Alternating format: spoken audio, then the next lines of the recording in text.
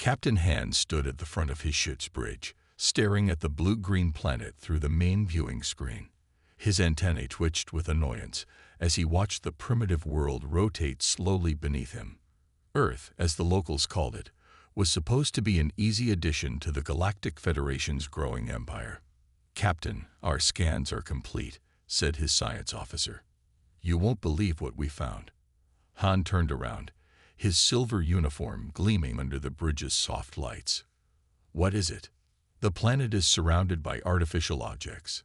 Thousands of them." The science officer's fingers moved quickly across his control panel. "But well, they're just pieces of junk." Han walked closer to look at the detailed scan results. His eyes widened as he saw the truth. The humans had filled their orbital space with garbage.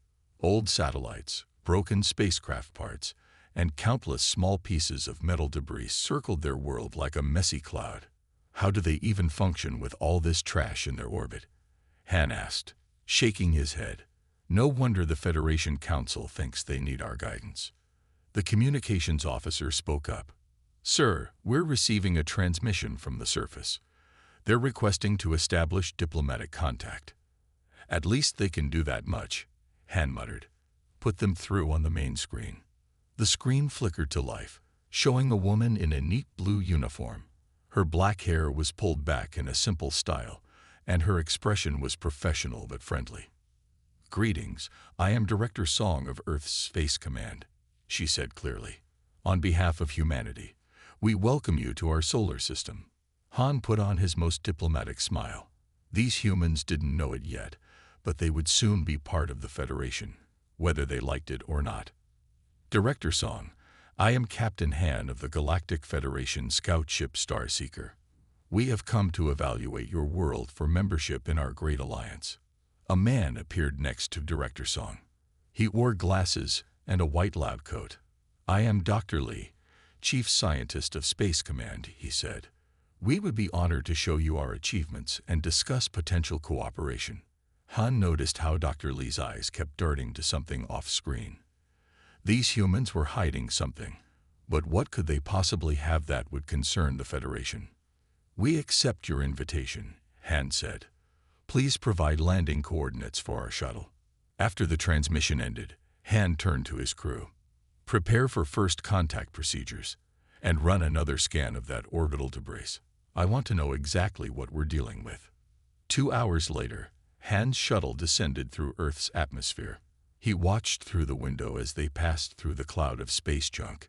It was even worse up close, a chaotic mess of metal and plastic spinning in endless circles around the planet. The shuttle landed at a facility called the International Space Center. A group of humans waited on the landing pad, led by Director Song and Dr. Lee. Han noticed armed guards standing at attention nearby, but they didn't worry him. Human weapons were primitive compared to Federation technology. "Welcome to Earth," Director Song said as Han and his crew stepped out of the shuttle. "We have prepared a tour of our facilities and a presentation about our space program." As they walked through the facility, Dr. Lee explained various human achievements in space exploration. Han barely paid attention. These people were still using chemical rockets and hadn't even colonized their own moon. They needed the Federation's help, whether they realized it or not. During a break in the tour, Han decided it was time to get to the point. "Director Song, Dr. Lee, your achievements are interesting, but let's discuss what really matters. The Federation has chosen to offer Earth membership in our alliance." "That's a generous offer," Director Song said carefully. "What would this membership involve?" Han smiled. "Simple. You will accept Federation leadership in all matters of space travel and defense. We will help you clean up your orbital mess and bring you into the modern age of spaceflight." Dr. Lee's face turned serious. "And if we prefer to remain independent?"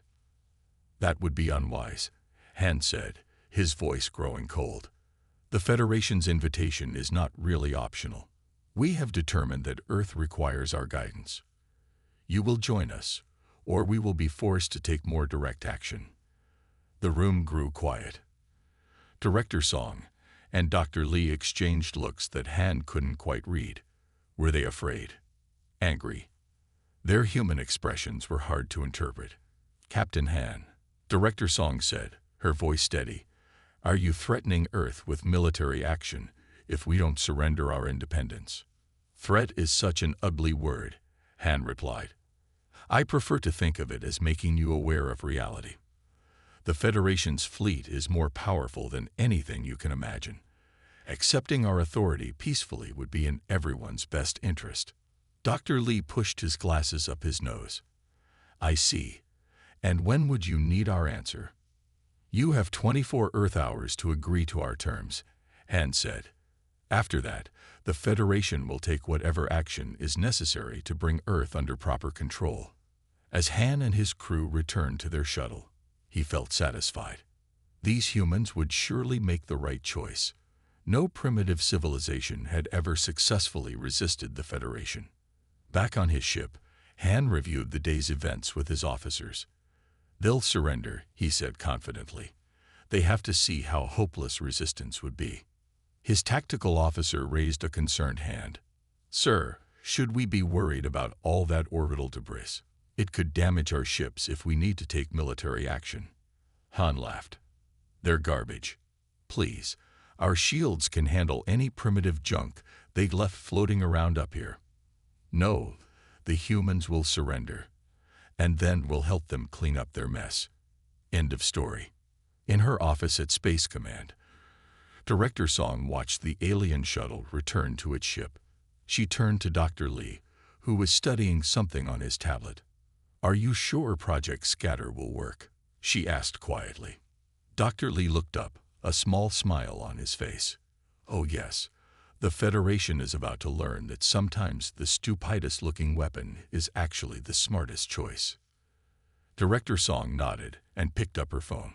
"This is Director Song. Begin Operation Orbital Shield. Authorization code: Kessler Defense." As night fell over Earth, thousands of tracking stations began monitoring every piece of space debris in orbit.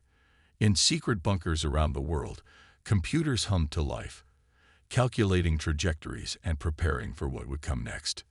The humans knew something that Captain Han and the Federation were about to learn the hard way.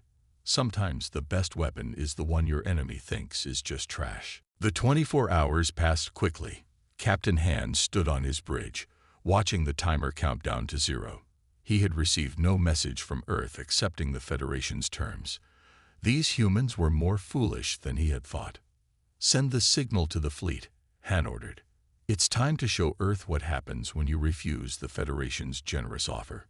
Space rippled as 50 Federation warships appeared around Han's scout ship.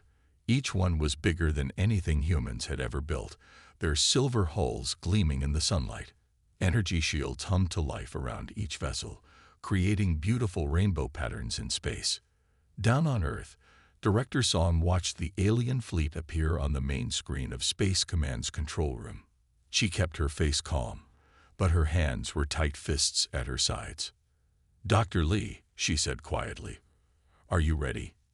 Dr. Lee sat at his control station, his fingers hovering over his keyboard.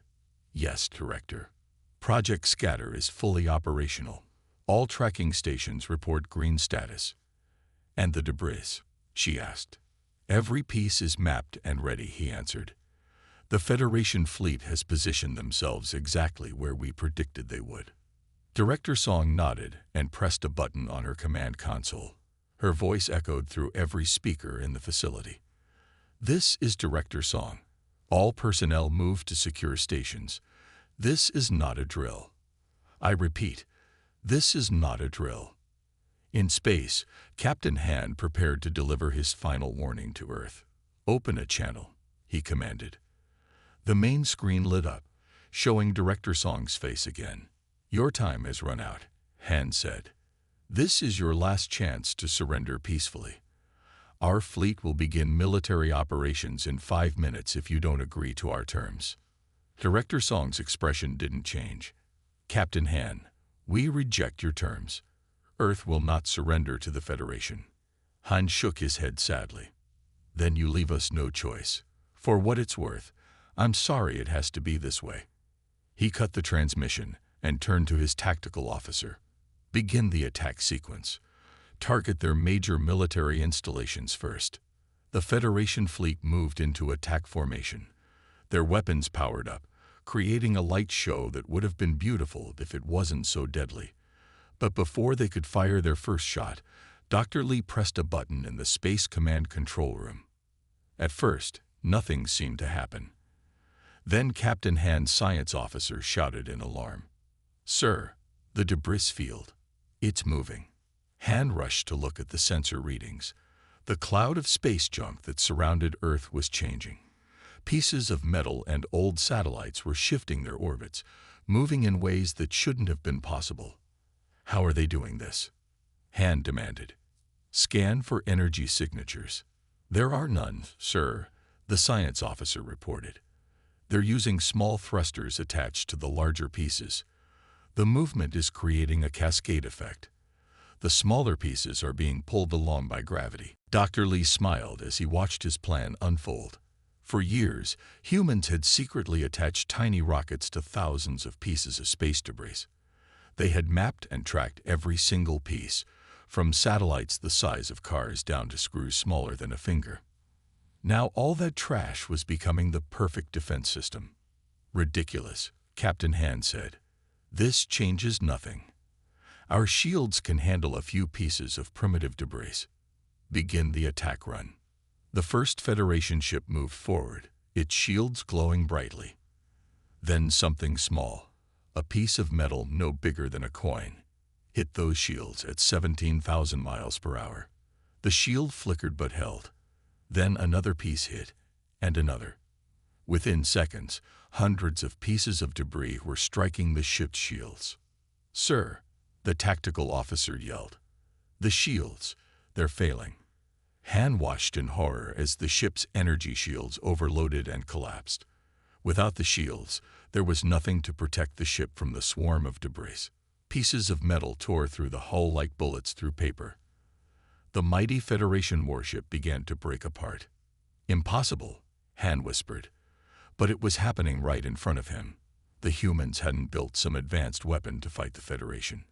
They had simply turned their garbage into the galaxy's biggest minefield. In the Space Command control room, Dr. Lee explained to his staff what was happening. Federation shields are designed to stop energy weapons and large objects, but they can't handle thousands of small impacts happening all at once. The kinetic energy of even a tiny piece of metal moving at orbital velocity is enormous. Director Song watched as more Federation ships tried to push through the debris field. Each one met the same fate. Their advanced shields meant nothing against the simple physics of small objects moving at incredible speeds. "Send the message," she ordered. The Federation fleet received a transmission from Earth. It was a simple text message. "Captain Han, the debris field is now under our complete control. Any ship that approaches Earth will face the same defense. We suggest you withdraw immediately." Han stared at the message in disbelief. His mighty fleet was being defeated by garbage. The humans had taken their greatest space problem, their orbital junk, and turned it into a weapon that no advanced technology could overcome. "Order the fleet to retreat," he said finally. "All ships, fall back to safe distance." As the Federation ships limped away from Earth, Director Song turned to Dr. Lee. "Did we lose any populated areas to debris fallout?" "No," Dr. Lee said proudly. "The computer systems calculated every impact to ensure damaged ships and debris would be pulled into the atmosphere over empty ocean areas. The Federation fleet is in ruins, but Earth's population centers are safe." Director Song allowed herself a small smile. "Send a message to all Earth Defense Forces. Operation Orbital Shield is a success. The Federation fleet has withdrawn." In space, Captain Han watched Earth grow smaller on his viewing screen. He had a lot to think about, and an extremely uncomfortable report to write to his superiors. How could he explain that humanity had defeated the Federation's most powerful fleet using nothing but their own space trash? As his ship retreated to safe space, Han couldn't help but admire the clever simplicity of Earth's defense. The humans had looked at their orbital debris problem and seen not a weakness, but an opportunity. They had created the perfect weapon out of something that everyone else saw as nothing but garbage.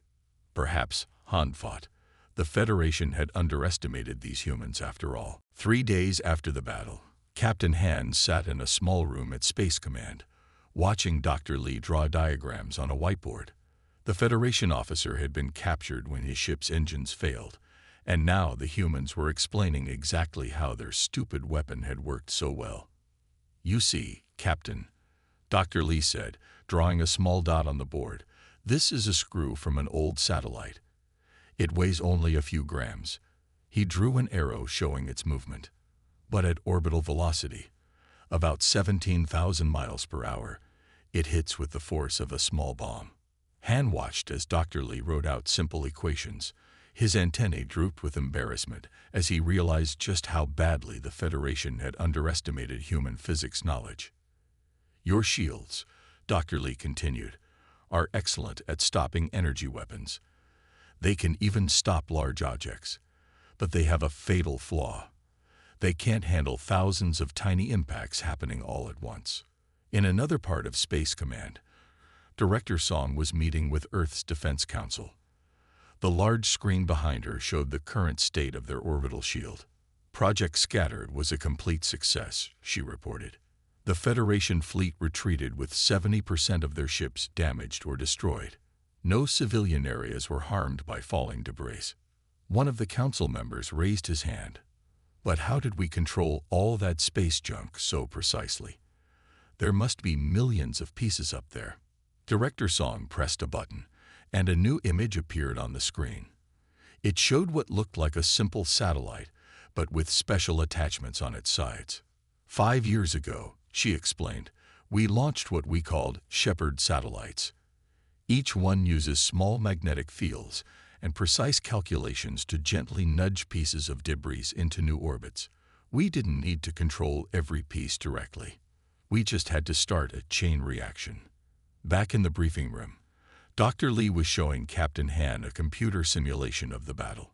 "Watch what happens when your ship shields try to stop one piece of debris," he said. "The shield holds, yes, but each impact drains a tiny bit of power."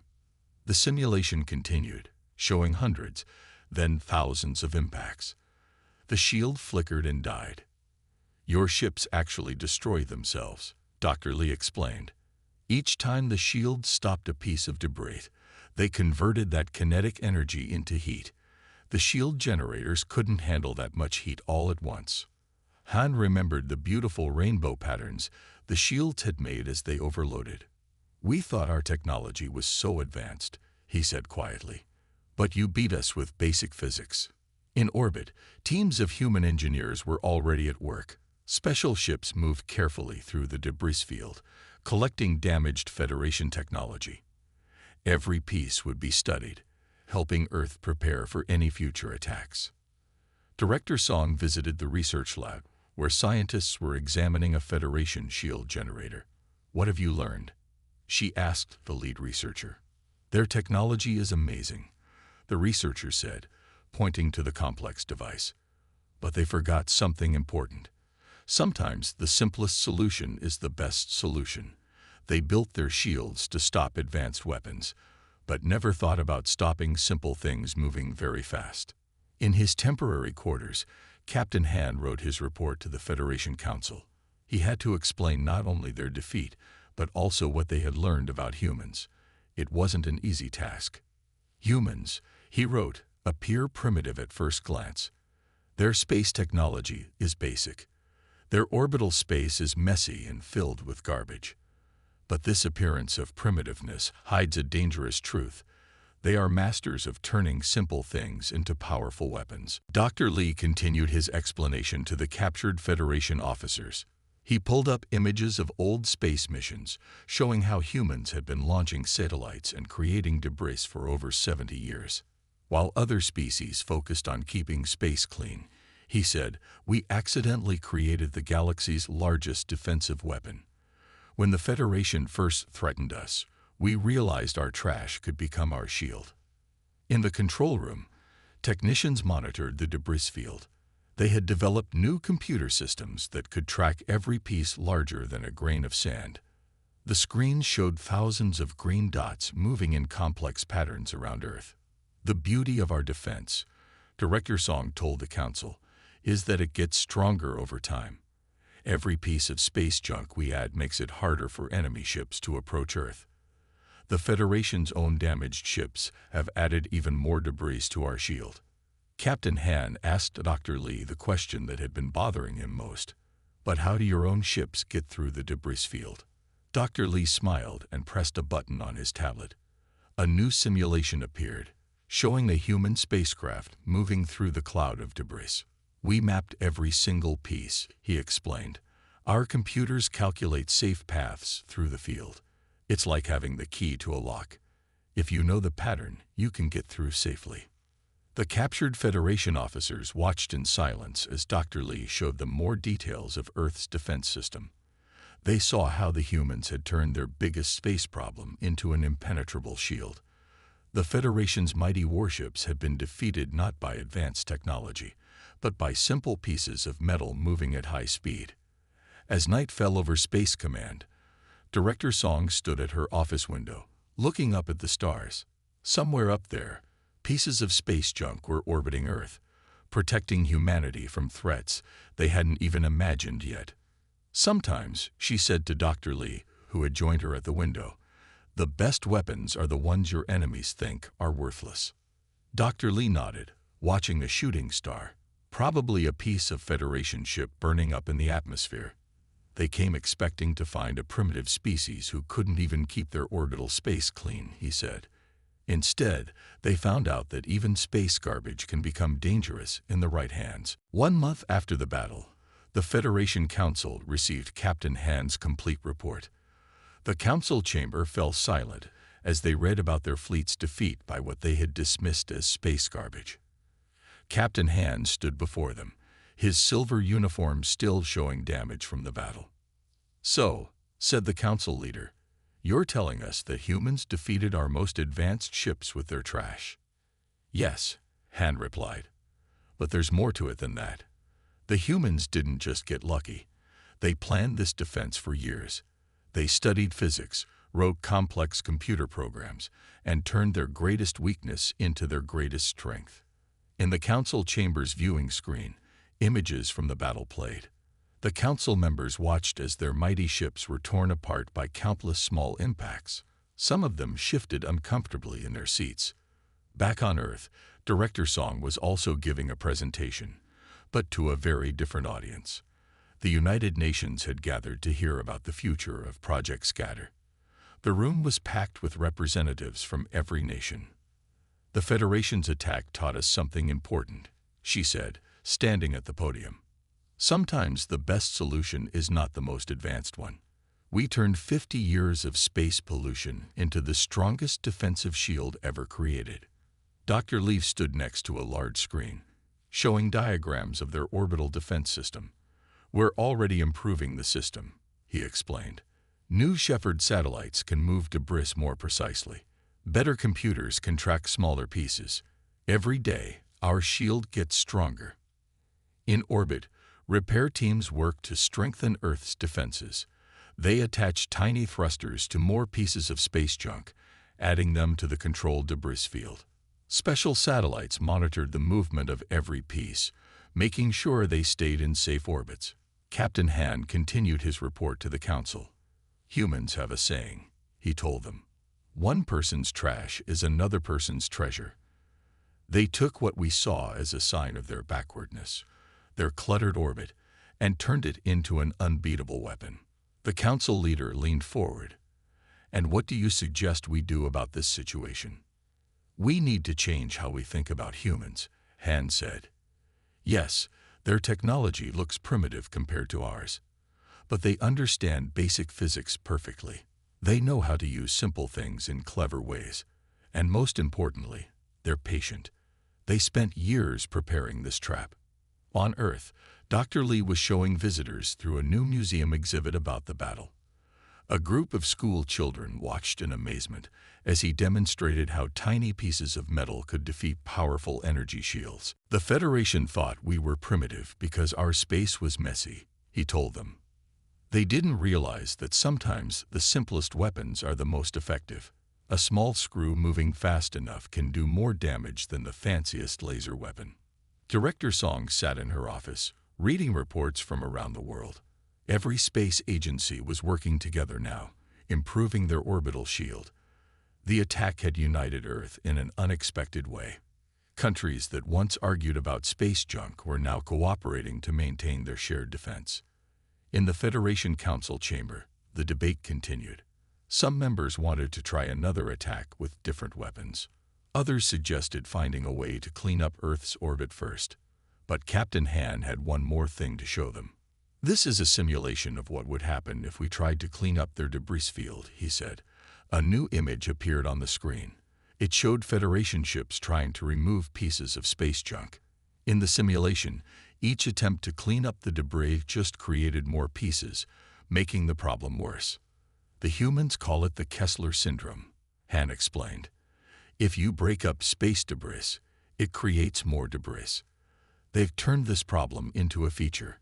Any attempt to destroy their shield will only make it stronger. Dr. Lee was working late in his lab when Director Song brought him some interesting news. Their long-range sensors had detected Federation ships at the edge of the solar system. But instead of approaching Earth, the ships were setting up observation posts. They're studying us, Song said, looking at the sensor data, trying to understand how we think. Good, Lee replied with a smile. Maybe they'll learn something important. Never judge a civilization by how messy their space looks. In his final report to the Council, Captain Han wrote, "The humans have taught us an important lesson. They showed us that true advancement isn't just about having the most powerful weapons or the most advanced shields.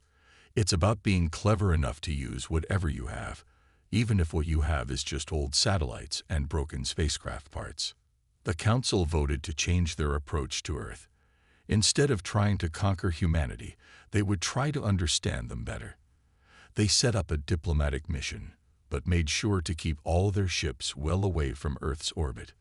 Director Song received the Federation's new message requesting peaceful talks. She shared a knowing look with Dr. Lee before responding. Earth would talk with the Federation, but from a position of strength. Their orbital shield would make sure of that. You know what the funny thing is? Dr. Lee said as they prepared for the diplomatic meeting. We really did need to clean up our space junk. We just found a better use for it first. Song laughed. Sometimes the best solutions are the ones that seem the stupidest at first glance. High above Earth, countless pieces of space debris continued their endless dance around the planet. What had once been humanity's biggest space problem had become their strongest defense. The Federation had learned a hard lesson. Never underestimate a species that can turn their mistakes into victories.